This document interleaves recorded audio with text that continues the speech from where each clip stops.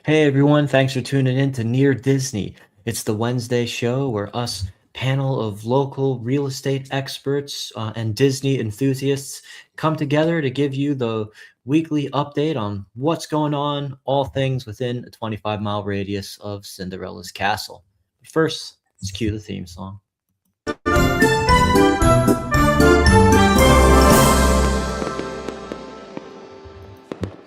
Excellent. Appreciate anyone who happens to be catching us live.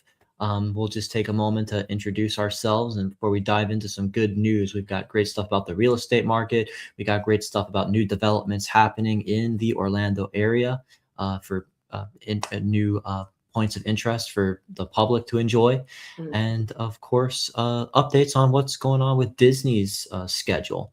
But I'm Elijah Lewis with Florida in Motion Realty, sitting in the host chair this evening. And they call me the Prince of Real Estate here on Near Disney. And joined in the square beside me by I'm Sue Koptiev, also with Florida in Motion Realty, and on Near Disney, they call me Aurora. So we are welcoming you tonight. Thanks so much for joining us. Sounds great. And this is all about live engagement, so feel free to say hello in the chat or let us know if you have any questions. We'll try to get to you real time. But yeah, let's just dive right into our topics here. Here we are with Channel 6 news are just saying that Central Florida is now home to America's second most popular city. They've got an interesting chart here that's kind of showing like retirement hubs dominating this year's ranking. But interestingly enough, that these communities that may be like considered retirement are also attracting Gen Z.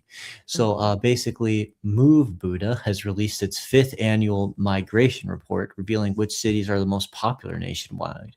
And basically, this data figured out the places that people are considering moving, giving more insight into what spots are the biggest migration hubs 2026 and beyond. And they've got some data here. Retirement hub dominated. Myrtle Beach is number 1 among cities, where it's several Florida cities coming close behind. Basically, Ocala, Florida, it's risen 74% to this year. Maybe that's because it has landed on lists on how to retire on a strict budget, or because prices remain affordable compared to other Florida cities. So basically, behind Ocala, there's like Port St. Lucie, the Palm Coast, seeing kind of just their move ratios skyrocket, it's a beautiful thing. And let's see, Ocala number 2 behind Myrtle Beach. The Villages, that's where my own grandma and uncle are, number 3. But as you can see in this like top 20 ranking, Florida is dotted all over it. Palm Coast, St. Augustine, and here we are right where Disney is, number 10, rounding out the top 10, Kissimmee. So that is awesome to see that. And that area is becoming increasingly improved and desirable. Can't wait to see like Ovation come into Kissimmee as well. It's going to be like this little like Disney Springs outlet area full of entertainment and restaurants, just like right across where Celebration Florida is. So yeah, happy to see that Florida remains to be super popular as a place to move. Well, in Ocala, 2 things. Ocala coming in ranking higher or right up there with so many beach cities. That's kind of amazing, since Ocala is very centrally located, and they are equestrian capital of the world. So lots of horses, lots of farms. But I was telling Elijah before the show, I have clients that actually called me today. They purchased in Ocala last fall. And I've been in touch with her off and on all these months, but she wanted specifically to tell me today that she and her husband are thriving.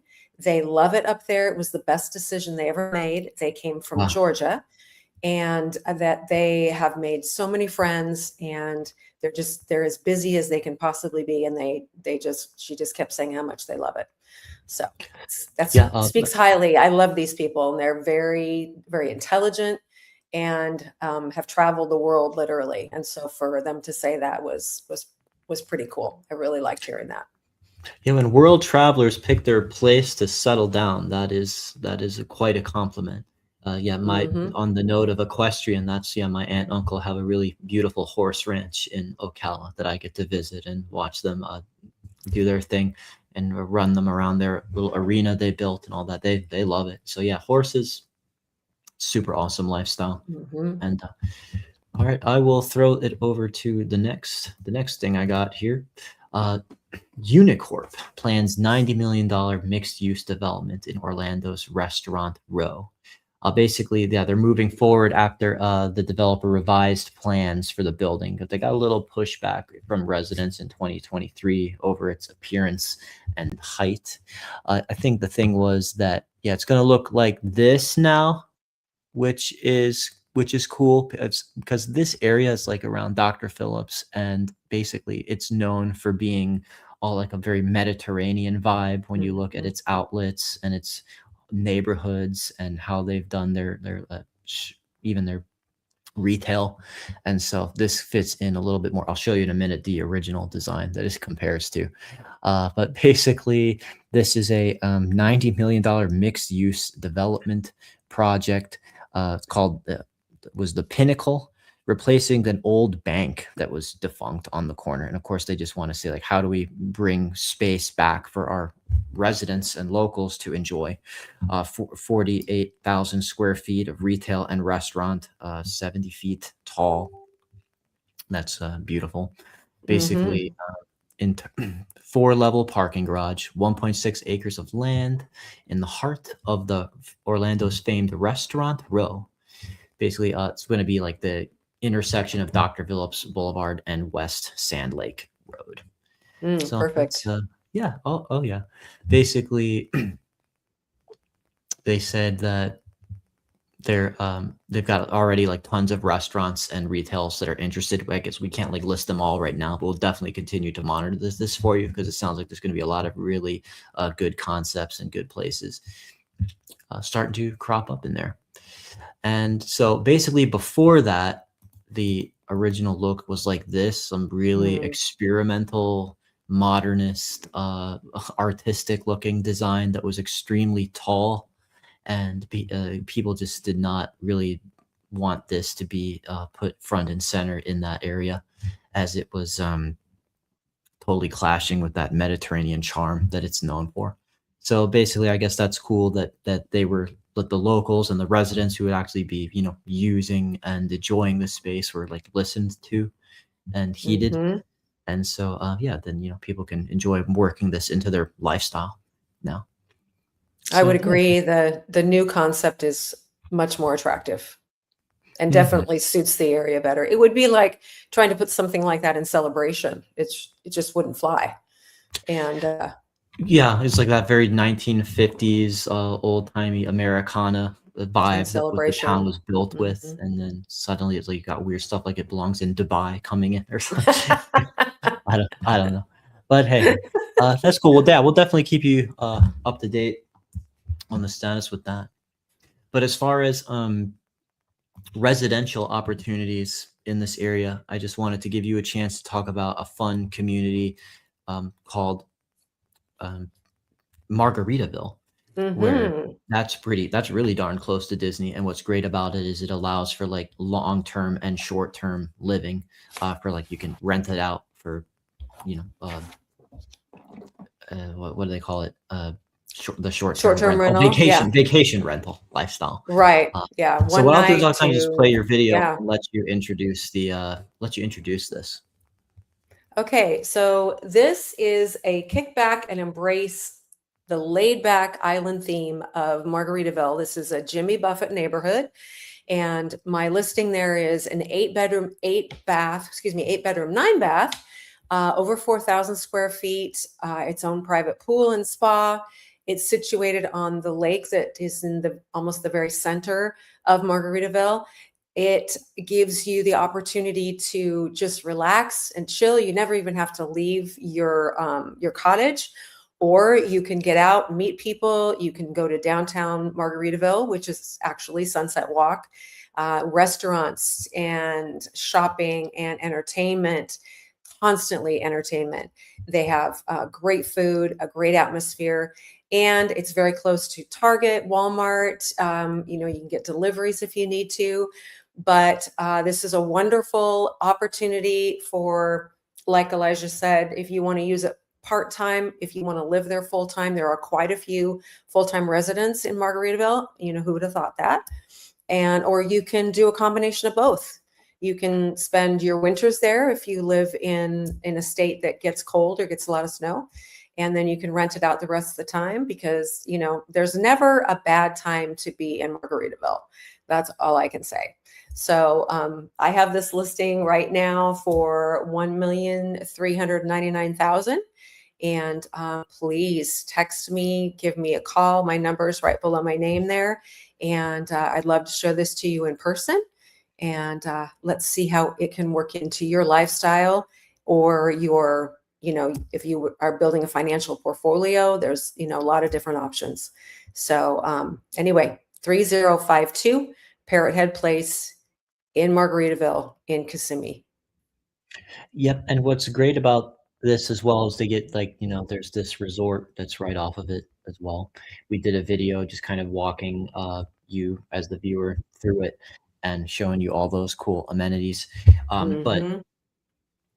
what's special, you have, this is quite a lot of bedrooms compared to some other like neighborhoods that are near Disney that would just offer opportunities for larger parties, just like big groups that want to all be lodging together and looking for a listing like this, or like families trying to bunk together for like a wedding that they're in town for or something. Exactly. And the cool Hmm. thing is that you will be able to provide like rental history figures for people just to show them that this has been Yes. a fruitful and desirable listing for what it is. Mm. Short Location, term, yes. Hmm. yes, not a lot are zoned, or the community ordinances allow for short term rentals near Disney as much as you'd think.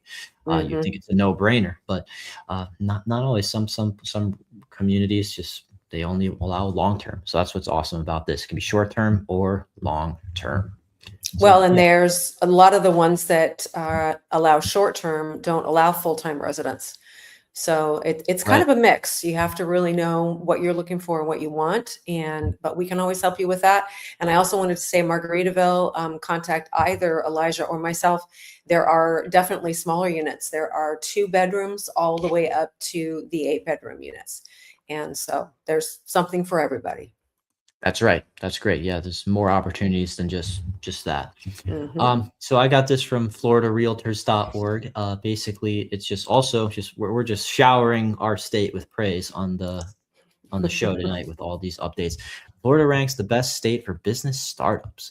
Basically, a new study cites low business costs, strong workforce growth, high entrepreneurship rates as key factors.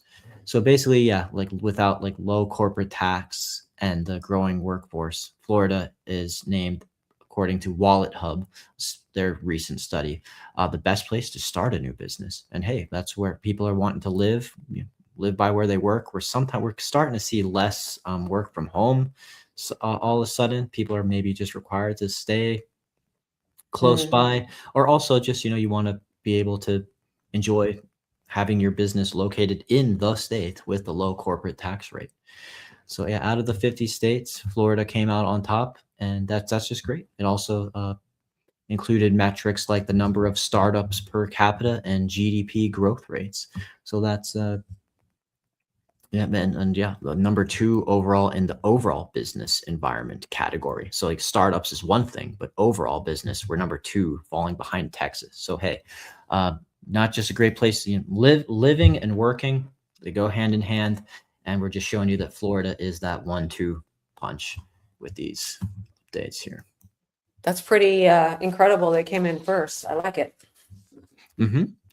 And Florida also leads in master planned communities. Hmm. Strong sales kept Florida at the top of 2025 master planned community rankings with high multiple ranking developments. And, even despite the market not being quite as on fire as it was during the COVID, push that we all saw.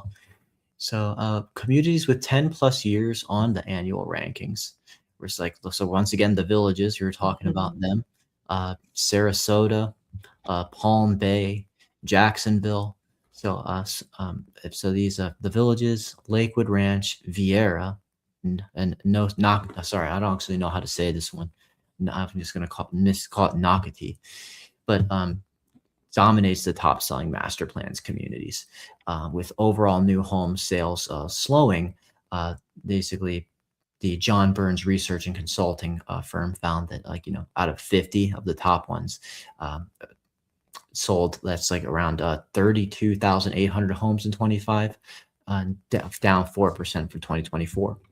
But basically, in addition to just these, we often cover on this show, I will just say that Central Florida, not all those were located in Central Florida, but Right. we have, like, we've done videos on this channel, like Sunbridge is a good example, basically, like in that kind of Horizon West area, where we just show you that there's a lot of master planned communities where you could kind of, the idea is maybe just get in early, and Mm-hmm.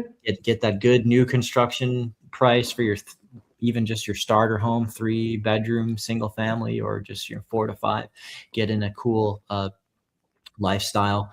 And then all of a sudden the years go on Mm. and all this cool stuff develops and builds around it. And it's a chance for that equity to build up. Looking good. Look, me before my haircut, looking great.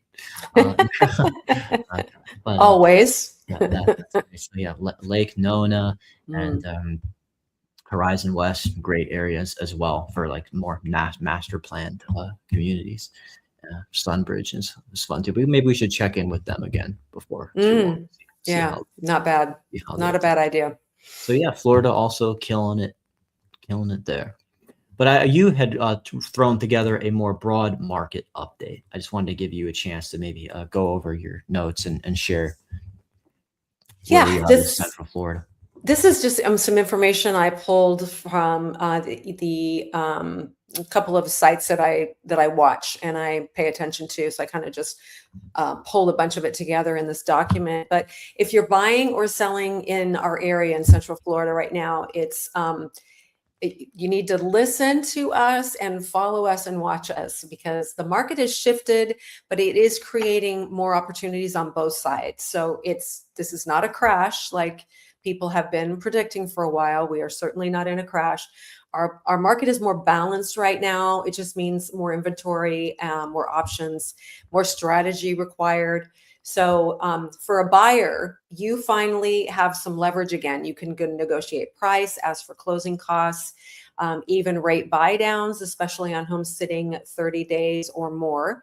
And then rate buy downs are a big deal with these new communities like Elijah was just talking about. That's a lot of builders are offering some type of mortgage buy down, on a 30-year fixed loan. Sure. And for sellers, pricing is everything. So if you miss the mark, your home is going to sit for a while.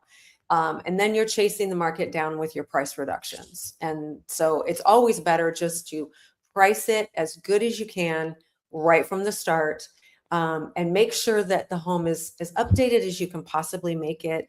If you're going to stage it, like if you move out and you want to stage it nicely. If you're still living in it, remove all the clutter and everything that might take a potential buyer's eyes off of the gem that your home is and the prize that they would be walking away from if they didn't make you an offer.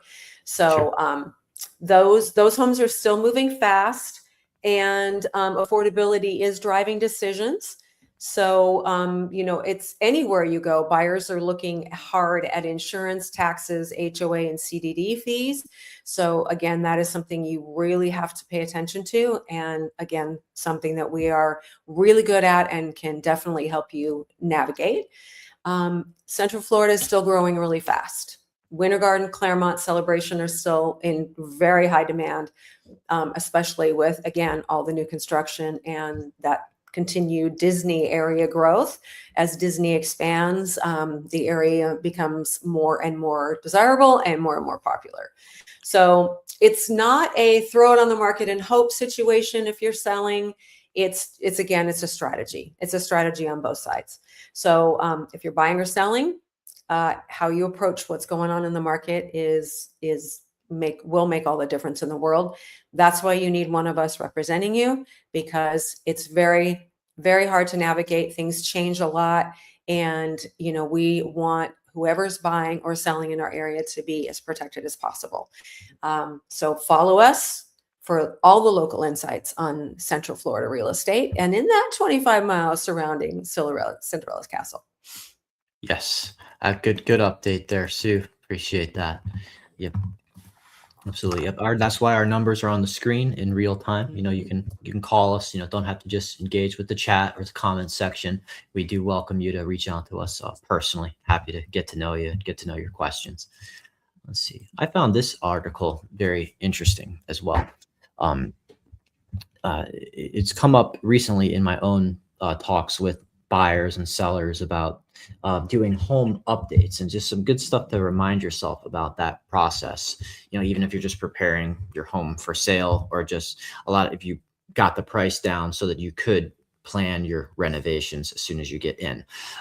Our personal brand is not that we love to build long-term relationships with you and your goals for your home, not just like kind of drop off the key and leave you. So we do kind of open up our decades long list of a Rolodex of our contacts that have been tried and tested. And so contractors are definitely in there. So this is 10 things to ask your contractor before you start your project. And at first I thought, like, okay, maybe this is just one of those rinky dink, just throwaway articles. But then the more I looked at it, the more I realized that these are very important points that it's making. So basically, knowing what to expect before the project gets started will help you better prepare for the process. So 10 questions you should always ask, because sometimes you're eager for someone to get started. You got a referral and you're thinking like, well, okay, well, I'm sure it's good, but maybe just more upfront planning goes in to it than you might realize. So like, what is our schedule? Schedule is more than just the start and stop date, end date. It's having a schedule that outlines tasks and timing to give you the big picture view, sequencing and deadlines. Like when things are going in, when you might be booking multiple contractors. Like there's one guy who's doing your plumbing, or one guy who's doing your countertops or your sink, or your or your fridge, and or your tile flooring. Different people. So it's like they can't really be working on top of each other. So just get those timelines ironed out with everybody. Who will be here every day? I mean, depending on the size, it's kind of good to get a feel for how many people are there. And even like just, this is kind of good because like we were just getting a very large home that they wanted to have rekeyed, but they also wanted to renovate it. And we did kind of have to tell them, like, before you move all your stuff in, or before you go to all the trouble of rekeying all the doors, we know you're going to give the keys to the contractors. So, and you just never know. We not everybody you work with will be referred directly from our personal experience, but we just you just don't want to have someone just having that key that even if you just rekeyed the brand, the whole reason you rekeyed it was for security purposes. Right. Don't give your keys away to strangers who could make a copy or do who knows what. That's just a good thing to be aware of. How will you protect my property? This is a good conversation because you just say, like, you guys know what you're doing, go do your thing. Sometimes there is a little miscommunication there, because like you can come home and find dust all over the house, or that you didn't talk about dust containment measurements, or even just like you assume the painters are going to lay down like some kind of plastic on the floor or over certain things, or you didn't tell them how to move that very specific delicate piece of furniture the certain way so that it doesn't drag and scratch your floor or break or something. So definitely communicate with them on that, and your drapes. Just let them know what's important, or make sure that they've communicated their process to protecting your stuff. Why was cool when I renovated my place, I knew I was going to change the carpet later. So with the paint, it's like, didn't matter if you got it everywhere. I'm painting the walls and the carpet's going to go. So, you can go ahead and ruin it. Not always the case. How will you communicate with me? Just always set, make sure that if you text is better, don't let them just be emailing you or something like that. Just make sure that if you want daily updates, that they're giving you daily updates. I do hate, like, sometimes people in my world are just taking too long to get back to me with the thing that they said. I'll have it to you today, and it's the end of the day. It's like 10 p.m. And you're just like, okay, like, I want you, make sure that their word's good for something. I let them know that expectation, especially like if you only gave them the partial payment up front, the they'll work harder if you didn't just pay them the whole thing right away. If you got that leverage for the rest of it, you want them to do things your way. What part of my project concerns you? Yeah, I mean, I guess just it's nice to have that communication, that talking about upfront, that if there's something unknown about the process or something that they say, like, we're not sure about how we're gonna figure this, but we gotta like look into it and work out that problem in real time. That maybe that's something that you should be aware of. What will happen if there's an order change? I guess have as much things in writing up front as you can, as far as like if the scope of the work changes. I will say that sometimes they don't. I would say as much as possible get itemized quotes for things. So just as what every little thing is charging, that you should be able to keep track of. Will you let me know? How will you let me know I need to make a decision? There are many ways to organize a list of decisions. This should all be up to you in the end. Basically, these messages focus on the outcome, giving you a clear direction about what and when you need to make a decision about something. Just do as much as upfront as you can. But yeah, just make sure that, those are people that you want to have answering the phone as fast as you can if something needs to change. How do I reach you after hours? Yeah, I think like in my world, we are so 24/7. I mean, like I said, I give you my phone number on the screen with this stream as your realtor. Some people, they say, oh, it's after 6 o'clock. Should I call him or should I text?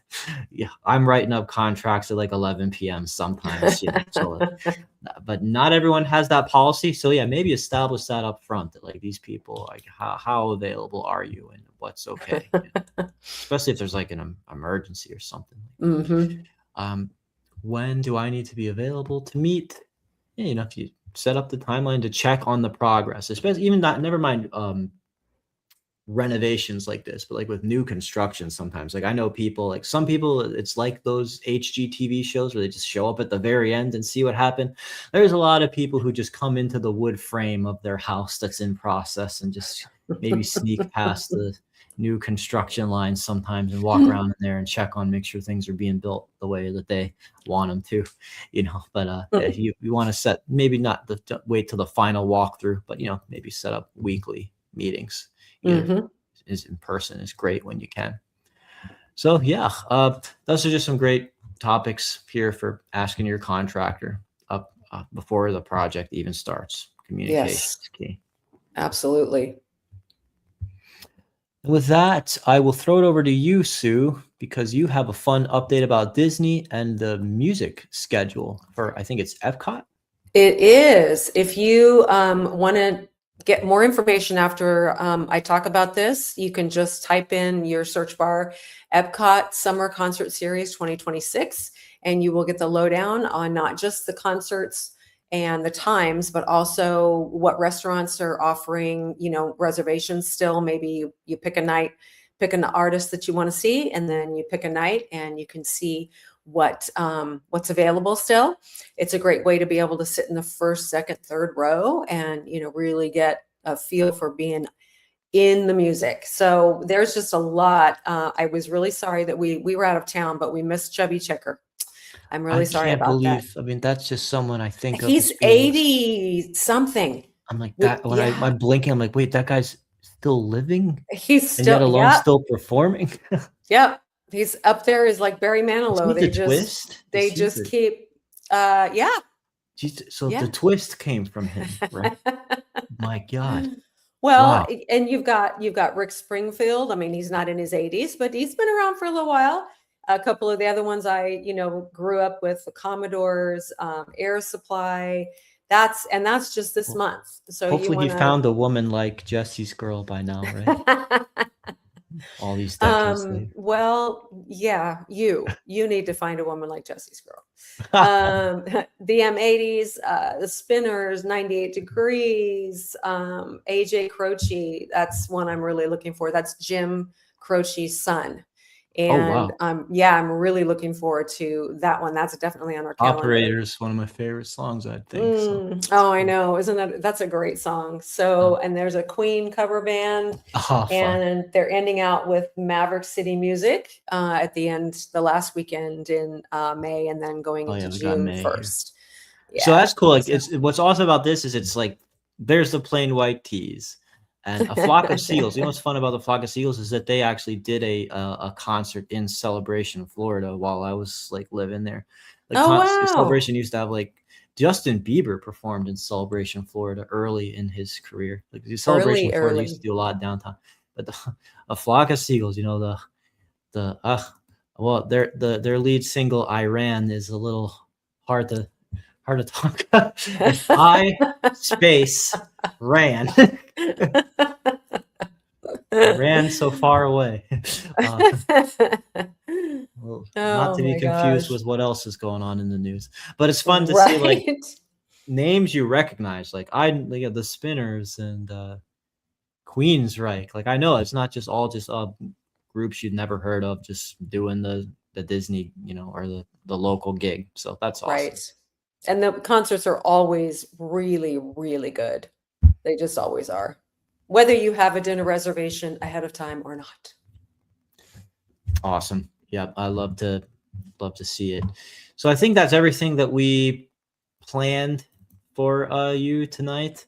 But I will say we appreciate your viewership, and if you it helps us big time if you hit the like button or subscribe, because I mean, like, here we are on the path to 10,000 subscribers, and we are at like 7,097, so close to 8. Every little bit helps because we've just seen this big rush of growth in a short period of time, actually. Mhm. So the algorithm's favoring us, and you can continue to help us support you and bring you the good content that way. But of course, we're personally available to you as well, beyond just the live streams and the videos we post on Fridays. If you got any questions about the Florida real estate market or just communities or what the inventories are, we talk to you about your house, what it's worth. Mhm. Always happy to do that. So I think with that being said, we'll throw it over to Kim Hawk, the fairy godmother of real estate, to sign us off. So everyone, take care. Good night.